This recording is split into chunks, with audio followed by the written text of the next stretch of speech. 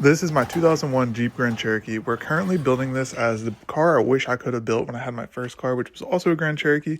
It's currently sitting on a 6.5-inch long arm kit, and we just swapped a Dana 30 out of a JK underneath of it. Now, trust me, I knew this was going to be a little controversial when I did it, just because this is Dana 30. However, I wasn't expecting this. I posted it on Facebook over on our page, and 255 people chimed in. Some agreed, a lot did not.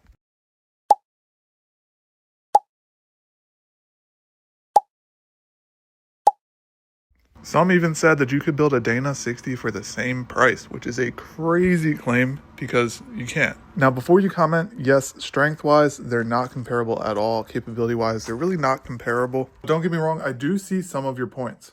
In the past, some other builds we've done, we've tossed it on 40s, and we've done a lot harder trails. Funny enough, to build this Jeep, we actually swapped out the exact axle that we put underneath of the WJ this Dana 30 so that we could do harder trails. However, saying that they both cost the same amount of money to build, well, you guys... To be honest, you guys are just wrong. I do happen to also have a Dana 60. This is out of a 2005 Super Duty, so this is the one that you would want to build, and this would cost much more to build. The axle itself, $800 for the pair, so we'll say $400 for the Dana 60. The truss, $500. You would need a different wheel since you have a different lug pattern.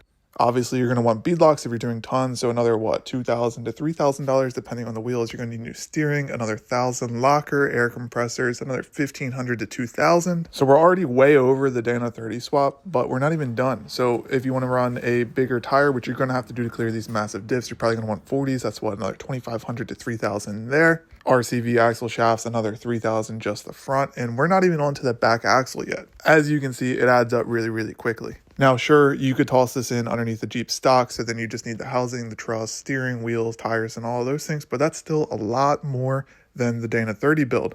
That's a lot more than like 5 Dana 30 builds, to be honest. I could destroy that axle multiple times, replace it, and still keep going. Now, sure, I would love these axles underneath of that Jeep, but there were some other things that came into play when making this decision. Now, as this Jeep sits on 35s long arms, it's a pretty decent setup. I could drive it to the trails and back from the trails very comfortably. These Grand Cherokees are actually super comfortable, and as you can see, I only have other Jeeps. I've got the Wrangler, and then back there is a destroyed Grand Cherokee. So I don't have a truck. That's what's missing from this driveway. A truck and trailer is a game changer because realistically, I live 3 to 4 hours from the closest actual off-road trails, and I'm not going to drive a rig on 43s and tons and everything like that far just to go off-roading. I wouldn't really be able to push the limits and test the setup without worrying about getting home. Now, trust me, I would love for it to be on tons, these big axles. I would love for it to be on like 43s, crazy cage, crazy setup, but it just doesn't make sense business-wise.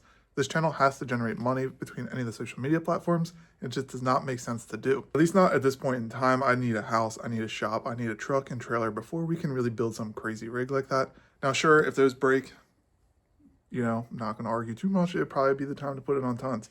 But if they don't break and they last a while, I would save up some money, buy a truck, buy all those things first, and then do the swap. We've also had a lot of different opportunities present itself over the last year, and we're going to be doing some really cool projects on this channel coming up, so I won't really have time to dedicate all that effort and money and everything towards that build.